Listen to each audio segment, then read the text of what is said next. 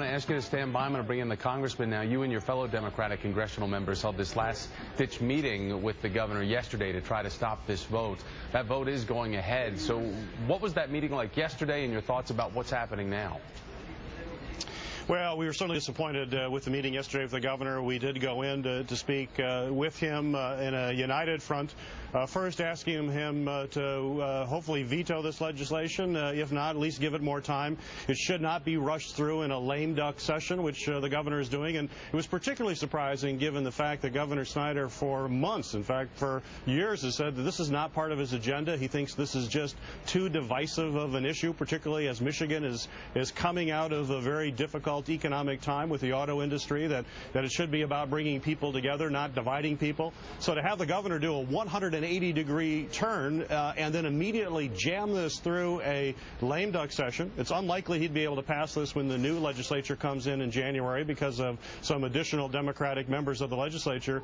And what was particularly troubling to us, and we really pushed the governor, is that they are attempting to make this a referendum-proof bill by putting an appropriation, $1 million appropriation, which doesn't really belong in it, but it'll be impossible for us to have a referendum. The people of the state of Michigan should be able to have a say in this, and they're being denied that. Sir, and just to point that out to everybody, spending bills can't be overturned via referendum there. I did receive an email from the American Federation of State, County, and Municipal Employees talking about that this fight would be far from over if that goes through. In this, they said a source from labor is saying that if this bill is signed today, it's going to be the Thunderdome for Governor Snyder and the rest of Michigan over the next 2 years. You say that they want to get this done now in the lame duck before more liberal voices come in next year. Do you think that does set this up? And as you point out, the fact that this does have an appropriations, a spending bill attached in there, so referendum is off the table.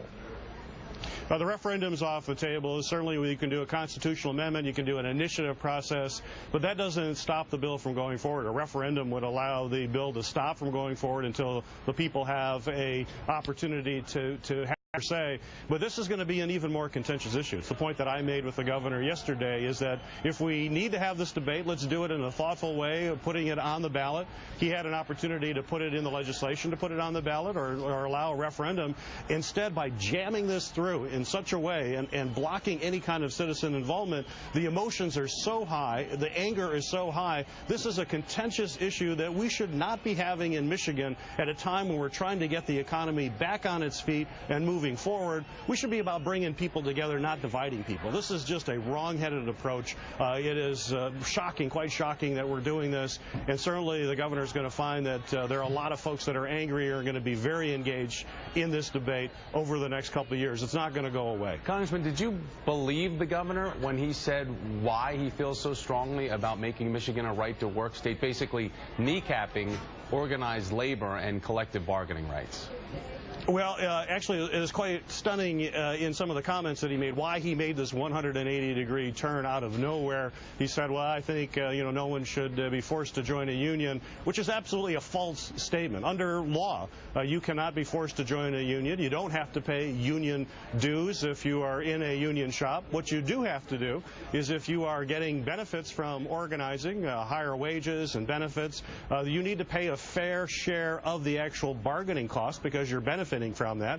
In fact, right now under law, if you are not paying money into a union, if you get fired, the union still needs to defend you, and if they don't, you can sue them. So this is about fairness. If a worker is getting the benefits of having an organization in that workplace, they should pay their fair share of those costs because of the benefits that they're getting. That's what this is. It's about fairness. And not to do this would be like saying to people, well, you can have all the benefits of Social Security, but you have the option of not paying into it if you'd like. Still get the benefits. Well, of course, people are going to say, why pay in? I'm not going to pay. And if everybody decides not to pay, then Social Security falls apart. That's really what's at stake here with unions. It's an attempt to destroy unions, to destroy the ability for unions to effectively bargain collectively for employees. And the one thing we know about right-to-work states is that average wage levels are lower. This is about lower incomes for middle-class Americans. This is an assault on middle-class families. Gentlemen, thanks so much. NBC's Ron Mott. I'm going to let you get back to work reporting there, and Democratic Congressman Gary Peters of Michigan. Thank you so much. And a program